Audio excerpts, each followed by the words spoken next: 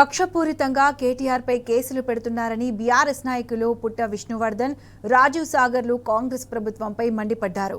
Formula ఈ రేస్తో తెలంగాణకు 700 కోట్ల లాభాలు వచ్చాయని నెల్సన్ సర్వే పేర్కొందని చెప్పారు. హైదరాబాద్ బ్రాండ్ ఇమేజ్ కోసమే కేటీఆర్ అహర్నిశలు కృషి చేశారని చెప్తున్న బీఆర్ఎస్ నాయకులతో మా ప్రతినిధి ఉదయ్ పూర్తి అప్డేట్స్ అందిస్తారు. కేటీఆర్ ఏసీబీ విచారణ కూడా ఇవాళ హాజరయ్యారు. దీనికి సంబంధించిన మధ్యాహ్నం లోపు కూడా విచారణ ముగిసే అవకాశం ఉందని చెప్పేసి బీఆర్ఎస్ పార్టీ నాయకులు కూడా చెప్తున్న పరిస్థితి కనిపిస్తూ ఉంది. మనతో పాటు పుట్ట విష్ణువర్ధన్ ఉన్నారు, దాంతోపాటు ముఠా జయసింహ, దాంతోపాటు మేడే రాజీవ్ సాగర్ గారు ఉన్నారు. వారి మాటలను తెలుసుకున్నాం. అన్న చెప్పండి, ఈరోజు రాష్ట్రంలో ఏం కొనసాగుతుంది? దిక్కుమాలిన పాలన కొనసాగుతుంది. ఎందుకంటే కేటీఆర్ గారు చెప్పినట్టు ఇది ఒక లొట్టపీస్ కేసు, నేను హరీష్ రావు గారు కూడా చెప్పినట్టు ఇది ఒక తుఫేల్ కేసు. ఇది నిలబడదు.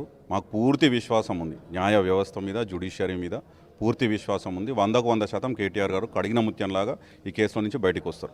కాంగ్రెస్ ప్రభుత్వ వైఫల్యాలని, వారు ఇచ్చిన 6 గ్యారంటీలని, 420 దొంగ హామీలను ఎండగడుతున్నారు. కాబట్టి తట్టుకోలేక, ఓర్వలేక ఏదో విధంగా తప్పుడు కేసులు ఇరికిచ్చేసి కొన్ని రోజులు మాట్లాడకుండా చేయాలి, తద్వారా ప్రజల దృష్టిని మళ్లించాలనే ఒక భావదారిద్రపు ఆలోచన. ఇదొక ప్రక్రియ. బ్రహ్మరథం బట్టి తెలంగాణ ప్రజలు మళ్ళీ కేసీఆర్ గారి నాయకత్వంలో బీఆర్ఎస్ పార్టీని ఎన్నుకుంటారనే పూర్తి విశ్వాసం మాకుంది. ముఖ్యంగా కేటీఆర్ గారు హైదరాబాద్ బ్రాండ్ ఇమేజ్ని కూడా ప్రపంచవ్యాప్తంగా కూడా తీసుకెళ్తున్న నేపథ్యంలో కూడా ఇప్పటికీ అంటే లేనిపోని ఆరోపణలు చేస్తూ కూడా ఆయనపై ఉన్న ఇమేజ్ని కూడా తీసేసే కుట్రలో కూడా ఈ ప్రభుత్వం చేస్తుందని చెప్పేసి మనం అనుకోవచ్చా?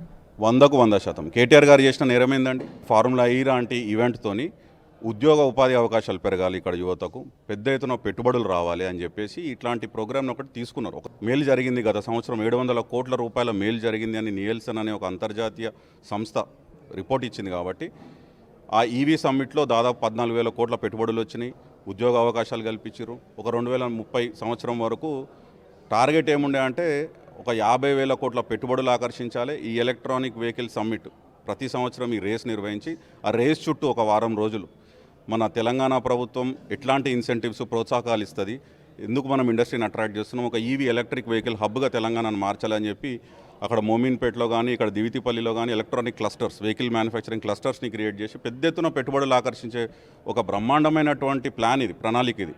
ఇదేదో రేసు ఆషామాషి ఏదో డబ్బులు నవ్వులు చూసిపోతారనేది తప్పు. దీని వెనుక చాలా కృషి, చాలా పరిశ్రమ జరిగింది. కేవలం తెలంగాణ ప్రయోజనం కోసమే, హైదరాబాద్ కోసమే, ఇక్కడ ప్రజల కోసమే కేటీఆర్ గారు నిర్ణయం తీసుకున్నారు.